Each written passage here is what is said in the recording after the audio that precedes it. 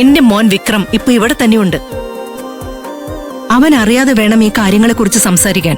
അവൻ വീട്ടിലുള്ളപ്പോ ഇങ്ങനെ വരേണ്ട കാര്യമുണ്ടോ? അല്ല മേഡം, 10 മണി കഴിഞ്ഞാൽ എനിക്ക് വേറെ സ്ഥലത്ത് പോകേണ്ട കാര്യമുണ്ടായിരുന്നു. അതുകൊണ്ടാണ് അതിനു മുമ്പ് കണ്ടിട്ട് പോവാന്ന് വിചാരിച്ചു വന്നത് മേഡം. ശരി, അതെല്ലാം ഓക്കെ.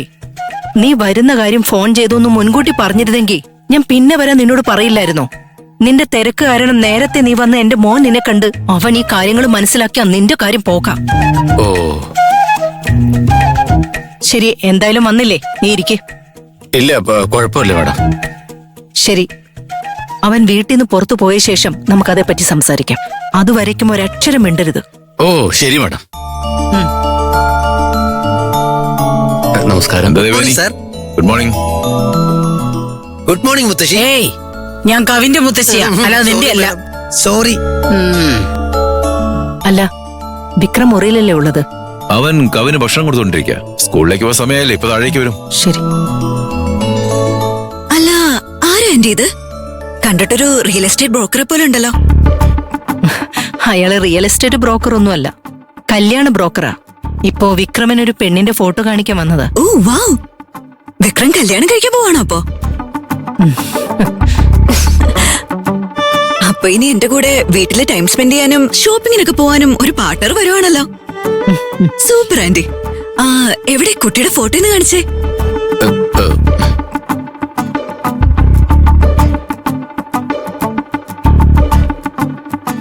ആന്റി ഒന്ന് കാണിക്കാൻ പറ.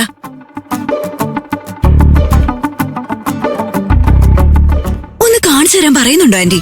കാണിക്കാം.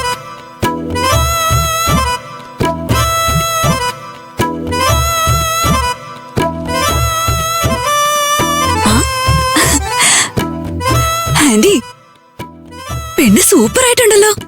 ആണോ? എന്തായാലും വിക്രമിന് പറ്റിയ ജോഡിയാ. Very nice anti.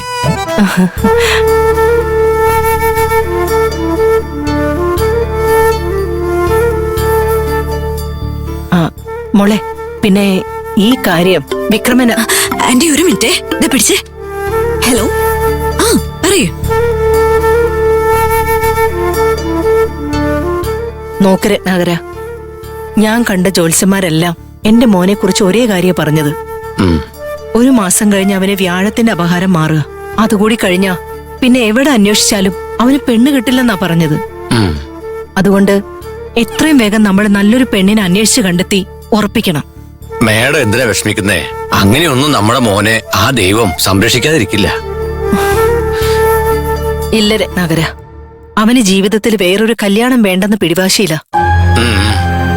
അവനെ ഞാൻ സമ്മതിപ്പിക്കുന്നതിനുള്ളില് അവന്റെ വിവാഹയോഗം കഴിഞ്ഞു പോകുന്നുള്ള പേടിയാ എനിക്ക്.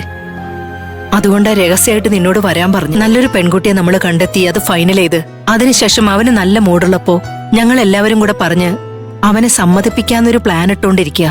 മേഡം, ഞാനാ പറഞ്ഞ പെണ്ണ് ഓക്കെ അല്ലേ മേഡം? എനിക്ക് ഡബിൾ ഓക്കെയാ. ആ പെണ്ണിന്റെ ആൾക്കാർക്ക് സമ്മതാണല്ലോ.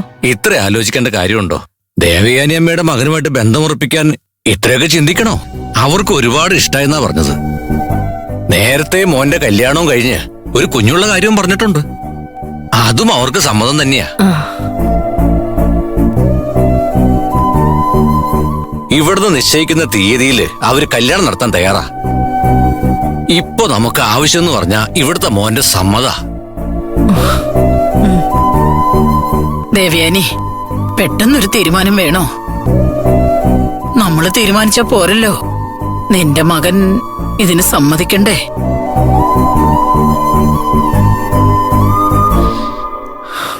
എന്തൊക്കെയായാലും ശരി, ഇത്തവണ ഞാൻ അവനെ വിടില്ല. എന്തെങ്കിലും തന്ത്രങ്ങളൊക്കെ പ്രയോഗിച്ച് ഈ വീട്ടിലേക്ക് ഒരു മരുമകളെ ഞാൻ കൊണ്ടുവരുമെന്ന് ഉറപ്പാ. ഇതറിയുമ്പോ വിക്രം പ്രശ്നമാക്കുമല്ലോ. എന്ത് വേണമെങ്കിലും ഉണ്ടാക്കട്ടെ അവൻ. ഗ്രഹനില മാറുന്നതിന് മുൻപ് അവന്റെ കല്യാണം നടത്തേണ്ടത് എന്റെ ഉത്തരവാദിത്ത.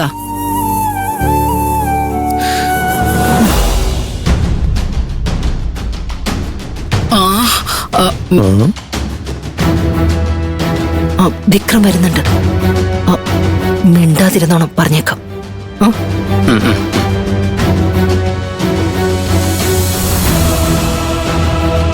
എന്താ ഇവിടെ എല്ലാവരും ചർച്ച നടത്തിക്കൊണ്ടിരിക്കുന്നേ?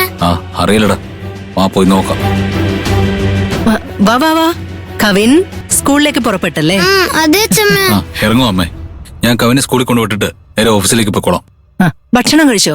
ആ ഇവന് കൊടുത്തതിന്റെ ബാക്കി ഉണ്ടായിരുന്നമ്മേ, അത് ഞാൻ കഴിച്ചു അമ്മേ.